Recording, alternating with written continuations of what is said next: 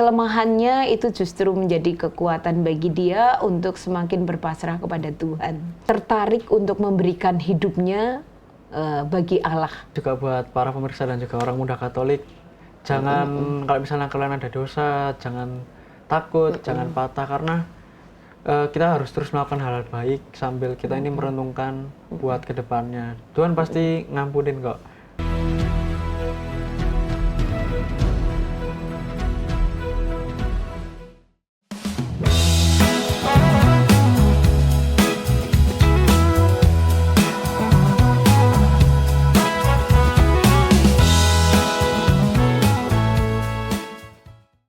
Halo Sobat Katedral, selamat datang di podcast Katedral Faith Space di sesi Orang Kudus.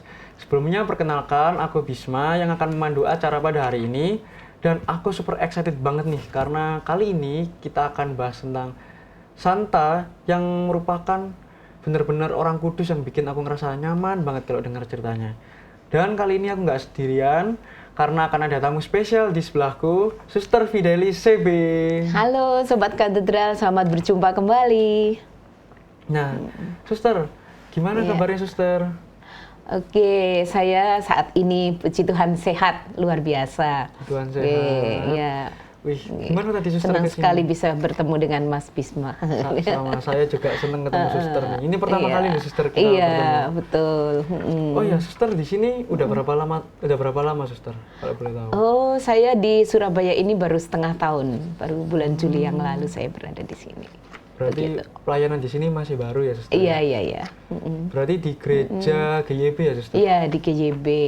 GYB. Wah, kebetulan saya dulu juga di gereja sana sih Suster. Oke. Sampai umur sekitar 13 tahun lalu pindah ke gereja Sidoarjo gitu. Oh iya. Wah, salam kenal ya Suster. Baik, terima kasih. Salam kenal kembali. Nah, jadi Suster, kali ini kita akan bahas tentang Santa Teresia nih Suster. Iya. Yang dimana dia tuh seorang gadis muda yang gampang pemalu dan juga nangis. Namun dia ini bisa menjadi seorang gadis yang membawa misi. Gadis kecil dari Liswix yang hidupnya sederhana namun bermakna bagi semua orang. Iya. Suster, mungkin Suster sudah tahu kan tentang Santa Teresia seperti itu. Iya. Aku lebih penasaran nih, kayak POV dari Suster ini kayak gimana sih ketika mendengar nama Santa Teresia gitu? Ya, saya sungguh merasa kagum dengan Santa Teresia ini ya, karena dari kecil dia mempunyai kerinduan yang besar untuk berjumpa atau lebih dekat dengan Yesus begitu. Ya, kalau dari kehidupannya Santa Teresia ini memang dari keluarga yang soleh ya, soleh, karena memang mengupayakan kepada kekudusan. Ayahnya bernama Louis dan ibunya bernama Sally. Ya. Kedua orang tuanya ini mengupayakan kekudusan, jadi dari anak-anaknya itu 5 orang masuk biara. Nah, si Teresia ini anak yang terkecil, rupanya juga tidak mau ketinggalan dengan kakak-kakaknya ini, ingin masuk biara juga. Jadi sejak kecil, bahkan di usia 7 tahun pun dia sudah berusaha untuk semakin dekat dengan Yesus begitu. Wah, ternyata dia 5 bersaudara ya Suster ya? Iya, 5 semuanya bersaudara. masuk ke biarawati. Iya, jadi biarawati. Berarti emang turun-temurun gitu ya? Kalau sekarang, bahasa zaman sekarangnya FOMO Suster. Oh, iya. Tapi FOMO-nya ini baik, menerima panggilan Tuhan. Panggilan gitu. Tuhan, iya. Iya sih, karena dia anak terakhir gitu kan. Ini relate juga sih Suster sama orang-orang kan. Kalau anak terakhir ini biasanya terkenal manja, cengeng, nangis. Dan aku pernah denger nih Suster tentang Santa Teresia sang membawa misi ini, dia ini gampang nangis ya orangnya. Waktu dia masih kecil gitu, sama cengeng. Terus waktu kakaknya sakit ini kalau nggak salah dia juga sampai ngedrop parah katanya. Iya. Nah, Suster, dari perjalanan dia, dari panggilan yang dia terima ini, menurut Suster, si rapuh ini menghambatkah atau malah membentuk karakter kudus seorang Santa Teresia ini? Ya. Kelemahannya itu justru menjadi kekuatan bagi dia untuk semakin berpasrah kepada Tuhan.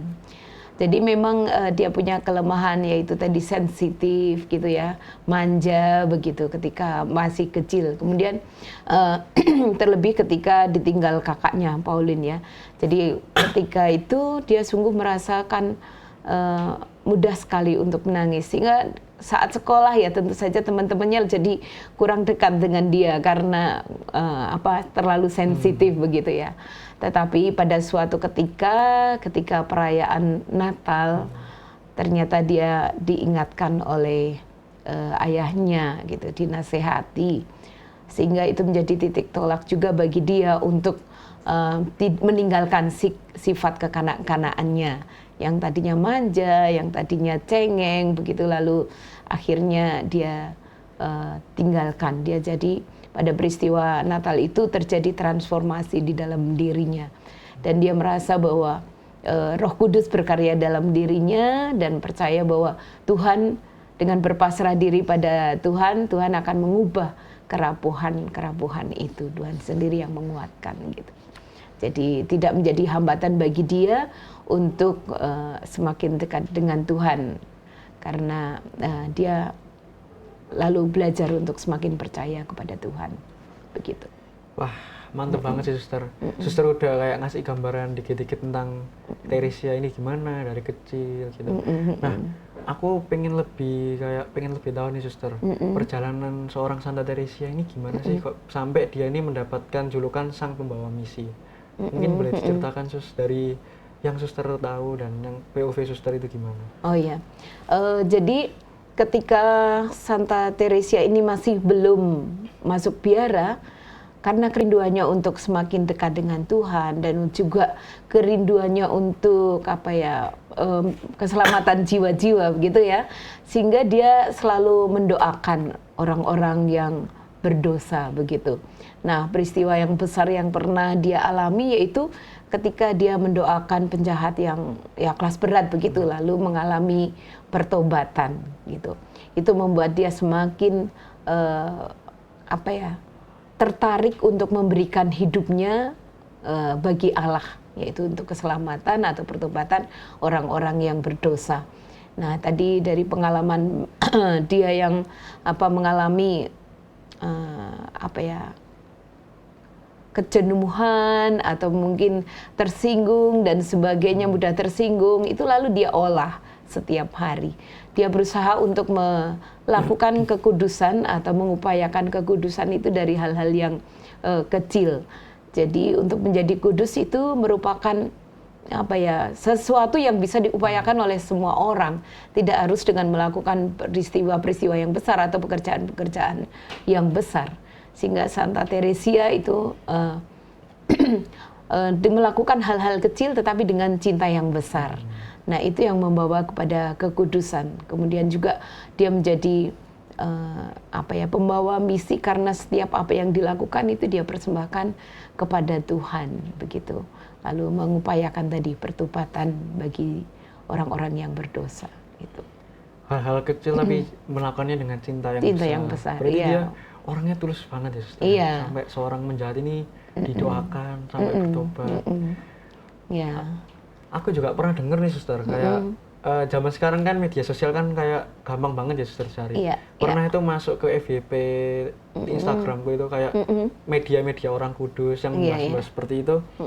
Kalau dari cerita dia ini, waktu kakaknya Pauline ini lagi sakit, waktu sebelum meninggal, itu dia sampai pingsan Suster di kasurnya, karena dia ini nangis, merindukan kakaknya, dan juga tiba-tiba ini dia cerita kalau Bunda Maria ini tersenyum ke dia. Suster udah pernah dengar cerita itu? Oh, saya itu ingatnya begini, ketika tahun 1883 kalau tidak salah ya, itu justru Pauline itu kakaknya ingin masuk ke Biara Karmel. Nah, kemudian karena Pauline ini kan sebagai pengganti ibunya, jadi ibunya Teresia itu meninggal ketika Teresia kecil, sehingga peran ibunya itu lalu dilakukan oleh Pauline. Nah, jadi Pauline yang memperhatikan dia, merawat dia begitu. Jadi ketika Pauline ini masuk biara, dia kan masih usia 11 atau 12 tahun begitu ya, Teresia ini. Jadi merasa kehilangan sekali sehingga dia menjadi sakit. Nah, kemudian ketika dia sakit itu lalu dia didoakan oleh kakak-kakaknya begitu, berada di sekelilingnya, berlutut untuk berdoa bagi Teresia. Nah, ketika itu Teresia melihat Bunda Maria itu tersenyum.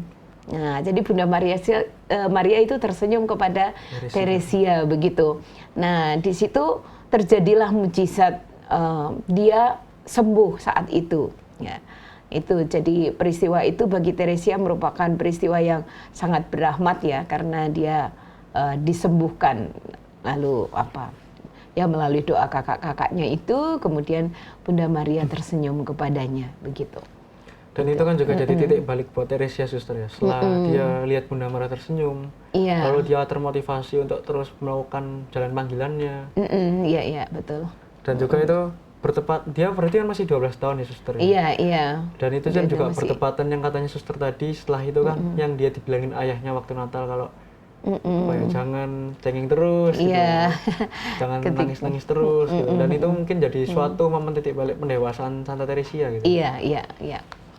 Dan ketika dia momen balik titik pendewasaan ini, berarti dia melakukan perjalanan spiritual atau gimana, Suster, kok bisa sampai mendapatkan Santa Karya Misi itu?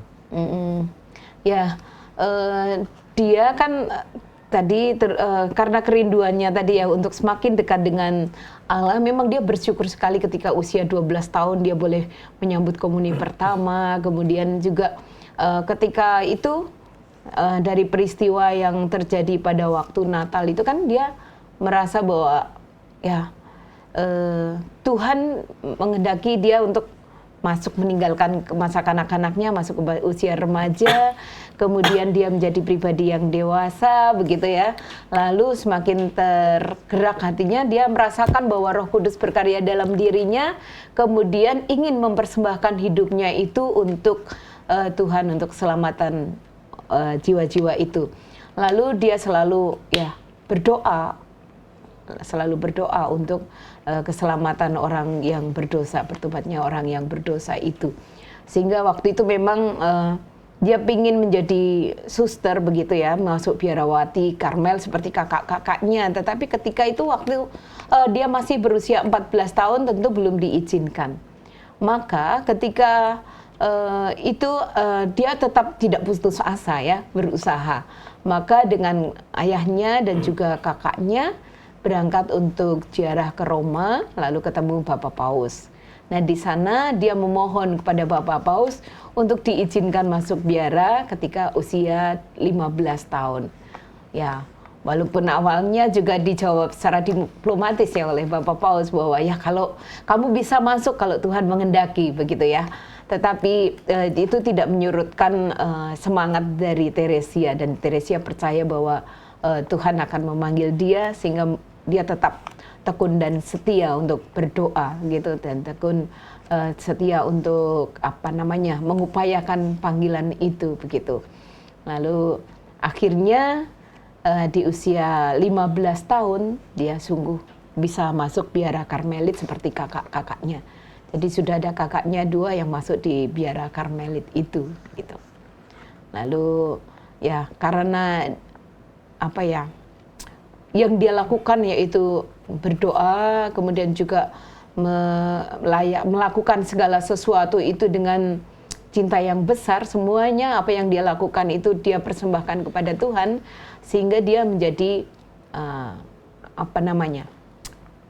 dijuluki orang kudus begitu ya, karena juga seluruh hidupnya dipersembahkan untuk bertobatnya orang berdosa gitu.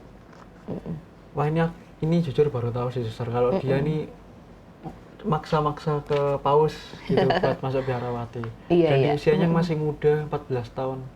Ini bikin kayak wow gitu. Iya.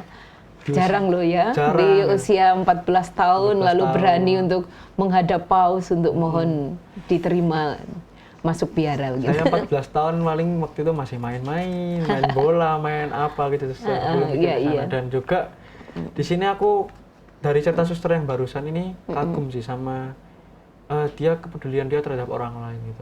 Orang yang tidak dia kenal, dia doakan. Bahkan orang jahat sekalipun yang mungkin bisa mengancam hidup dia atau dia nggak kenal itu dia doakan sampai benar-benar bertobat. Dan ini bisa jadi refleksi dan juga relate lah, Suster, sama anak-anak muda zaman sekarang gitu. Kalau bahwasanya terkadang kita ini harus peduli sama orang lain juga kan.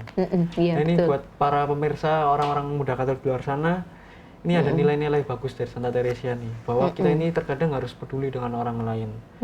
Sekecil apapun itu, kalau kita peduli, pasti itu bisa menjadi buah yang besar untuk ke depannya. Waktu dia, berarti kan dia izin ke Paus ya, Suster? Iya. Masuk ke biarawati, berarti itu langsung diizinin gitu, Suster, sama Pausnya? Ya, memang waktu itu Paus mengatakan, ya itu tadi jawabannya, kalau kamu bisa masuk kalau Tuhan mengendaki, gitu ya, kalau Tuhan mengendaki. Dan ternyata Tuhan mengendaki sehingga diterima, ya, diterima untuk masuk biara Karmel di usia 15 tahun itu. Maka dia sungguh sangat bahagia, ya, karena apa yang menjadi kerinduannya bisa terwujud begitu. Berarti dia ini lebih ke misinya mendoakan orang-orang jahat gitu, Suster, atau misi-misi yang dilakukan itu seperti apa sih, Suster, selama dia setelah di biarawati itu? Ya, dia memang selama di dalam biara dia melakukan tugas-tugasnya, kemudian juga yang menjadi tanggung jawabnya ya, pekerjaan-pekerjaan keseharian itu, dan juga doa dengan tulus dan dengan setia begitu. Jadi dia mempunyai prinsip bahwa apapun yang saya lakukan itu saya persembahkan kepada Tuhan. Jadi tidak harus dengan pekerjaan-pekerjaan yang spektakuler atau yang besar-besar gitu. Jadi apapun yang tugas yang diberikan oleh kongregasi ya, oleh tarikatnya itu dia lakukan dengan sungguh-sungguh, dengan penuh tanggung jawab, karena dia merasa bahwa ya ini persembahan hidupku untuk Tuhan. Aku persembahkan kepada Tuhan begitu. Jadi ya ke acara keseharian, tugas-tugas keseharian itulah yang dia gunakan menjadi jalan sempit, untuk jalan kecil untuk menuju kepada kekudusan itu. Kemudian melalui doa-doanya tentu saja. Gitu. Jadi ingat lagu Saudaraku, persembahkan cinta padamu, oh Tuhan. Sesuai yang Suster bilang tadi kan, persembahkan, Teresia mempersembahkan cintanya kepada Tuhan. Iya. Wow, luar biasa, Suster. Dan, oh ya, Suster, sedikit kepo nih sama yang barusan Suster bilang, kalau nggak salah tadi jalan kecil ya? Iya. Nah ini mendapat Suster ini tentang jalan kecil yang dimaksud Teresia ini seperti apa ya? Ya, yang dimaksud dengan jalan kecil yaitu dalam ya hal-hal yang kecil, yang sederhana gitu ya, pekerjaan-pekerjaan yang sederhana, yang ya sehari-hari tetapi dilakukannya tadi dengan cinta yang besar. Jadi bukan pekerjaan-pekerjaan yang besar atau yang yang wah gitu ya, yang spektakuler, tetapi hal-hal yang kecil tetapi dia hidupi atau dia lakukan itu dengan cinta yang besar. Itu yang dimaksud dengan ya jalan kecil bagi Santa Teresia begitu. Lalu kemudian juga dia menerima kelemahan atau ketidaksempurnaannya sendiri itu dengan kepercayaan akan kasih Allah begitu. Jadi dia percaya bahwa kasih Allah yang akan memberikan kekuatan kepada dia untuk mengatasi kelemahan-kelemahannya itu, sehingga dia tetap bisa mempersembahkan diri untuk orang lain, untuk Tuhan. Gitu. Berarti dari setelah dia masuk biara, terus melakukan panggilan-panggilan dengan menjalankan tugasnya dan mendoakan orang-orang jahat ya, Suster. Nah itu berarti setelah hal itu semua, dia ini sampai tahun berapa, Suster? Maksudnya usia dari Santa Teresia. Oh iya, Teresia tadi kan masuk biara ketika usia 15 tahun. Kemudian beliau wafat ketika usia 24 tahun karena sakit paru-paru yang berat. Wah, masih muda jadi sekali ya, Suster. iya, dia masih muda sekali. Jadi 2 tahun sebelum wafatnya itu dia menderita sakit paru-paru yang berat. Namun demikian tidak membuat dia putus asa, tetapi dia tetap menerima itu dengan sukacita, dengan gembira begitu, menerima sakitnya. Lalu dia meninggal di usia 24 tahun. 24 tahun, Suster, masih muda banget. Iya.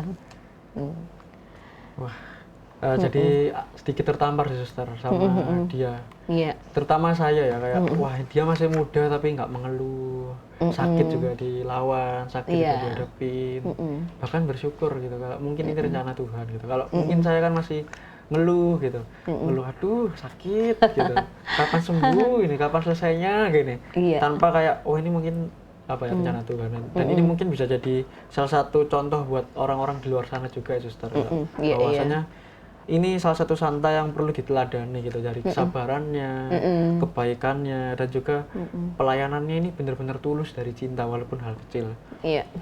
Nah, suster ini kan mohon maaf nih kalau suster ini sebagai dari biarawati itu kan pasti juga ada namanya misi panggilan ya, Suster, yang harus suster lewatin gitu. Nah, kalau menurut suster ini makna misi Teresia ini gimana sih, Suster? Sebagai sama suster gitu, menurut suster gimana? POV dari suster sendiri? Iya. Ya, tentu saja menurut saya sama semuanya itu bagaimana kita mengupayakan keselamatan jiwa-jiwa ya. Jadi kalau spiritualitasnya ya tergantung dari kongregasinya gitu ya. Tetapi tujuannya sama, yaitu bagaimana kita bisa membawa jiwa-jiwa ini untuk masuk ke surga begitu ya. Jadi mengupayakan kekudusan dalam kehidupan sehari-hari, tidak hanya untuk diri sendiri tetapi untuk sesama demi kemuliaan Tuhan begitu. Oh, berarti mendoakan orang lain ini juga jadi cara panggilan. Iya.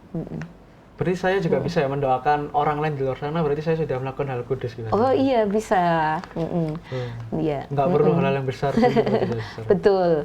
Jadi melalui, ya kita kan juga bisa dari doa rosario, kita juga bisa mendoakan orang lain. Kemudian, nah ini bagi orang muda kan biasa pegang gadget ya, melalui WA bisa juga digunakan untuk menguduskan orang lain.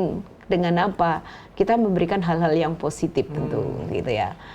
Bagaimana kita meneguhkan, bagaimana kita ya membawa kepada kesadaran untuk hal-hal yang positif gitu.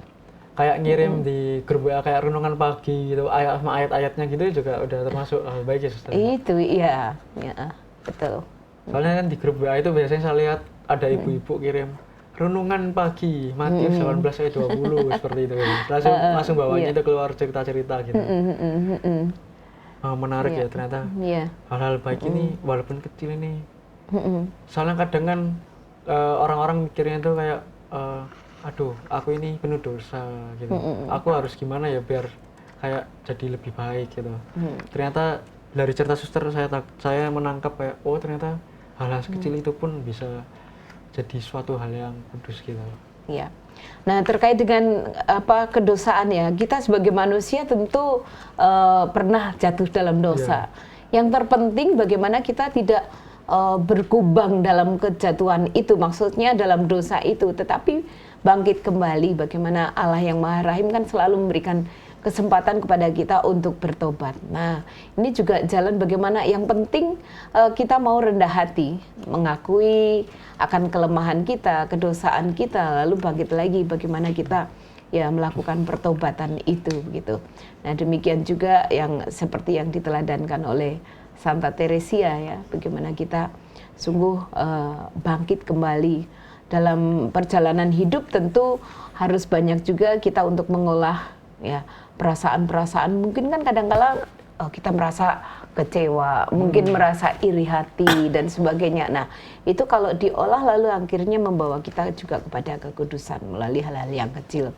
Mungkin kadang-kadang egois dan sebagainya, itu secara manusiawi kan kadang muncul, tetapi bagaimana kita untuk tidak mengikuti itu terus, karena kita mengupayakan ya dengan rahmat Tuhan pasti lama-lama terjadi transformasi dalam diri sendiri untuk ya keluar dari egois kita untuk lebih memperhatikan orang lain, mencintai orang lain begitu. Wah, banyak banget yang bisa didapat dari Santa Teresia ini, Suster. Iya.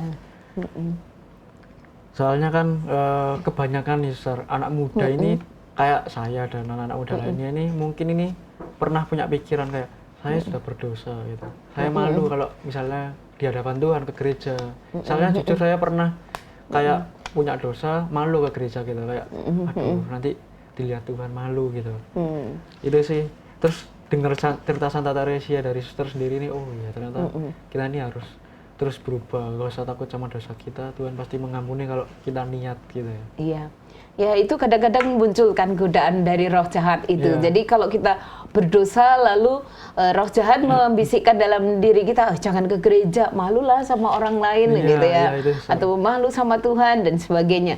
Tetapi kalau roh baik kan akan menggerakkan hati kita bagaimana untuk ya dengan rendah hati mengakui kedosaan kita, kejatuhan kita itu ya dari ya kelemahan-kelemahan yang ada dalam diri. Kemudian ya puji Tuhan dalam gereja Katolik kan ada sakramen pengampunan dosa ya yang tidak dimiliki yang lain. Dari situ bagaimana kita menggunakan ya menerima rahmat itu, menggunakan dengan sebaik-baiknya, lalu ya dengan rendah hati mau mengakui kelemahan dan dosa kita melalui ya tentu saja melalui Romo yang dipercayakan mempunyai kuasa untuk mengampuni dosa kita dengan perantaraan Romo itu gitu. Sehingga kita di situ bisa membangun kembali hidup yang lebih baik gitu. Nah ini juga buat para pemirsa dan juga orang muda Katolik, jangan kalau misalnya kalian ada dosa, jangan takut, jangan patah karena kita harus terus melakukan hal-hal baik sambil kita ini merenungkan buat kedepannya. Tuhan pasti ngampunin kok. Dan juga dari Santa Teresia ini dia pasti di sana di surga sana mendoakan kita untuk terus jadi lebih baik. Itu kan ceritanya tadi kan Santa Teresia mendoakan pendosa, orang jahat. Kita pasti juga didoakan kok teman-teman. Oh ya suster, ini kan di zaman sekarang kan banyak tuh suster kayak digital, dunia digital itu kan kayak Instagram, WA dan lain-lain. Kalau misalnya nih Santa Teresia ini hidup di era sekarang gitu, relevannya kan sama dunia sekarang gitu. Kira-kira apa sih yang bakal dia ajarin ke kita semua suster? Ya, saya kira kalau Santa Teresia itu hidup di zaman sekarang, pasti akan menggunakan juga ya media sosial itu untuk pewartaan. Ya, untuk pewartaan dan juga untuk meneguhkan, untuk menguatkan dan juga untuk mendoakan begitu ya. Jadi saya kira Santa Teresia tidak akan juga tinggal diam atau berusaha ini ya pasti berusaha untuk masuk ke dalam dunia orang muda juga gitu ya, karena dia sebagai orang muda juga mengupayakan dari kecil bahkan ya mengupayakan untuk semakin dekat dengan Tuhan, maka dengan cara-cara yang sederhana pasti dia juga akan mengupayakan itu. Bagaimana sih bisa masuk ke orang muda di zaman sekarang ini gitu ya. Kalau pintunya, kalau sekarang kan pintunya melalui medsos ya, mungkin Santa Teresia juga akan masuk melalui pintu itu gitu ya. Lalu bisa keluar melalui pintunya dia, bagaimana lalu orang muda ini bisa menggunakan secara bijak media sosial itu untuk keselamatan. Nah, kalau biasanya di media sosial kadang-kadang ada juga yang memprovokasi dan sebagainya, pasti Teresia akan mengingatkan kepada kita orang muda untuk tidak menggunakan media sosial itu untuk memprovokasi atau menjelek-jelekan orang lain, tetapi justru mengingatkan bagaimana apa yang kita lakukan itu ya kita persembahkan kepada Tuhan, maka ya mengajak tentu saja untuk bertobat gitu, mengingatkan untuk bertobat. Itu. Kalau Santa Teresia di zaman sekarang sih asik banget sih suster. Banyak juga kan sekarang yang influencer yang membahas tentang seputar Katolik, gitu, tentang tata cara Ekaristi dan juga mengajak ke hal-hal baik. Kalau dia hidup di zaman sekarang pasti Instagramnya penuh dengan konten-konten seputar religius dan juga seputar hal-hal positif gitu ya. Iya. Jadi ngebayangin suster. Iya. Maka Mas Bisma juga mungkin tertantang juga ini ya untuk menjadi influencer nih bagi kaum muda. Semoga besar ke depannya. Oh ya suster, sebelum tadi kan udah cerita panjang nih suster tentang Santa Teresia nih, mulai dari kecil sampai dia yang maksa uskup buat Bapak Paus, maaf. Bapak Paus buat masuk biarawati. Ceritanya sangat-sangat menarik dan juga ternyata sayang dia udah dipanggil Tuhan duluan di umur 24 tahun, mungkin Tuhan sayang dia, lebih sayang dia. Nah, sebelum menutup ini saya mau minta nih ke suster. Pesan apa sih yang bisa suster berikan kepada mereka dan juga orang-orang muda Katolik di luar sana melalui teladan Santa Teresia ini? Pesan Santa Teresia bagi kaum muda saya saat ini ya, tentu bagaimana kita orang muda pasti bisa menuju kepada kesucian itu. Kesucian itu tidak hanya milik orang-orang besar, tetapi milik kita semua. Maka bagaimana kita bisa mengupayakan, yaitu dengan melakukan tadi hal-hal sekecil apapun dalam kehidupan sehari-hari dengan cinta yang besar, yaitu cinta kepada Tuhan. Jadi itu menjadi persembahan dari hidup kita. Maka bagaimana teman-teman sebagai orang muda tentu saja memaknai setiap pekerjaan apapun, entah itu yang sedang kuliah ya, belajar dari hal-hal yang kecil, kemudian menyapa teman-teman, kemudian juga melakukan atau melaksanakan dan mengerjakan juga tugas-tugas kuliah itu dengan penuh tanggung jawab. Bagi teman-teman yang sudah bekerja, bisa melakukan pekerjaan itu juga dengan penuh tanggung jawab. Itu merupakan hal-hal kecil yang menjadi jalan kesucian juga bagi kita. Kemudian kita juga diajak oleh Santa Teresia untuk mengasihi. Mungkin suatu ketika itu kita merasa haus akan kasih yang sejati. Tetapi bukan kita mencari orang untuk mengasihi kita, tapi bagaimana kalau kita mengasihi orang dengan tulus. Pasti kita juga akan menerima kepenuhan kasih itu. Dengan memberi kita akan menerima. Jadi bukan lalu kita mencari, tetapi justru kita memberi kasih itu. Kemudian sebagai orang muda, maka menjadi influencer kerendahan hati. Di dunia yang sekarang ini haus akan pujian. Lakukanlah segala sesuatu bukan karena mengharapkan pujian, tetapi sekali lagi, lakukan segala sesuatu itu dengan cinta yang penuh atau kasih yang besar demi kemuliaan Allah. Nah, kalau hal-hal kecil, yang kecil itu dapat kita lakukan dengan penuh tanggung jawab, dengan penuh cinta, maka hal ini tentu saja berkenan kepada Allah. Nah, bagaimana kita melakukan segala sesuatu itu dengan tulus. Kemudian percayalah bahwa teman-teman akan dikasihi karena pribadi yang penuh kasih itu. Bukan hanya karena pribadi yang berprestasi atau pribadi yang populer karena melakukan hal-hal yang besar, tetapi karena melakukan segala sesuatu itu dengan tulus, melakukan segala sesuatu itu dengan penuh cinta. Nah, bagaimana sih kemudian prakteknya dalam kehidupan sehari-hari? Kalau Santa Teresia itu menempatkan dirinya sebagai anak-anak, ya, maka mengajak kita juga bagaimana kita bersikap seperti anak-anak kecil itu. Bukan anak-anak kecil yang manja, tetapi anak-anak kecil yang penuh kerendahan hati, yang mengandalkan diri kepada Tuhan, bukan mengandalkan diri sendiri, tetapi mengandalkan Allah di dalam hidup.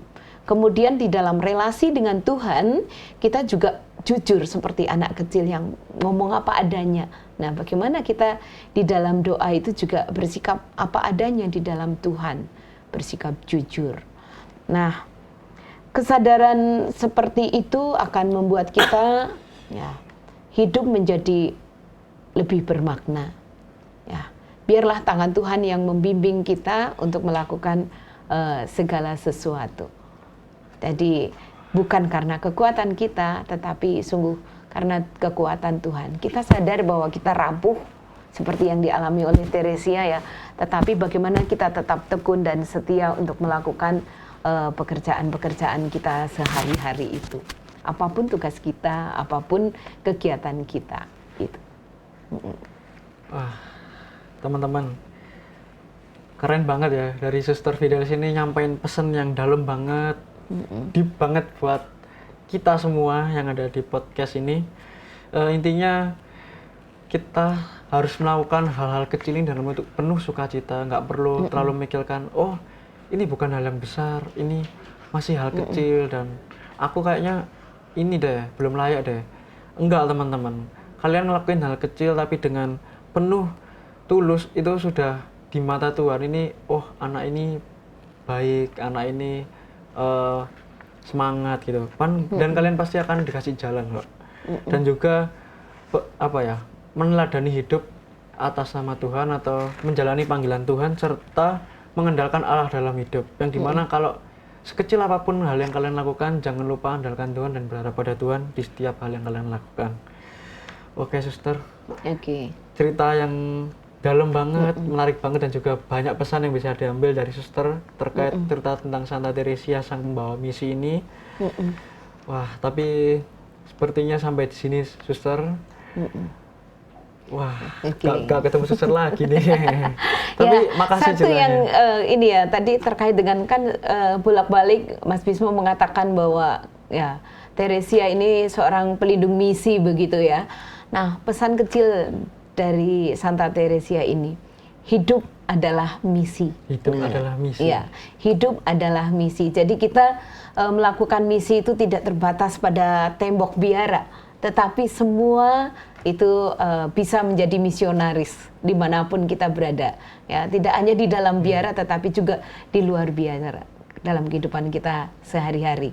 Jadi yang penting bagaimana tadi melakukan segala sesuatu sekecil apapun dengan cinta, karena itu kita persembahkan kepada Tuhan.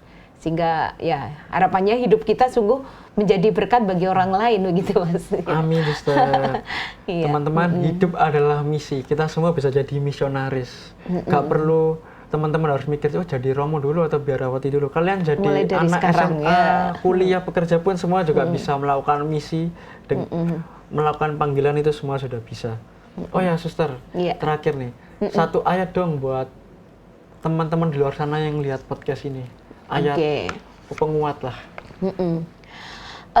Bisa juga dari Yesaya 12 ayat 2 di mana ya kita tidak perlu takut karena Tuhan selalu menyertai kita. Tuhanlah juru selamat kita gitu. Jadi kita tidak perlu takut. Aku berani karena Tuhan yang selalu menjadi juru selamat kita begitu. Intinya dari Yesaya 12 ayat 2 itu begitu. Kita percaya bahwa Tuhanlah juru selamat kita, maka kita tidak perlu takut. Nah, kemudian juga kalau kita belajar dari Santa Teresia, bagaimana kita diajak untuk menjadi anak kecil. Ya. Karena anak kecil yang memiliki kerajaan surga, katanya begitu ya. Carilah dalam kitab suci, pasti ada. Gitu. Bagaimana kita untuk bersikap seperti anak kecil, bukan karena manjanya, tetapi sebagai anak kecil yang rendah hati, anak kecil yang sungguh mempercayakan hidupnya kepada pertolongan Tuhan. Begitu. Itu, Mas. Terima kasih banyak Suster atas sharingnya yang cukup bagus, cukup insightful dan juga memotivasi. Saya dan juga teman-teman di luar sana yang nonton podcast ini tentang Santa Teresia ini, banyak banget Suster pelajaran yang bisa saya ambil tentang kesabaran, tentang hidup dalam Allah, tentang berbuat baik kepada orang lain. Saya sih cukup ambil poin yang tadi dia mendoakan penjahat besar, penjahat sampai yang orang kelas berat sampai mau bertobat, sampai dia mau bertobat di akhir hidupnya. Itu menggambarkan kekuatan doa gitu ya, Suster. Dimana orang yang awalnya batu nggak mau bertobat, Santa Teresia mendoakan sampai dia merenungkan orang tersebut, akhirnya dia mau bertobat. Dan teman-teman, kalau teman-teman memang sayang sama orang, doakan saja, gak apa-apa kok teman-teman. Pasti ada kekuatan doa yang mengalir dalam itu.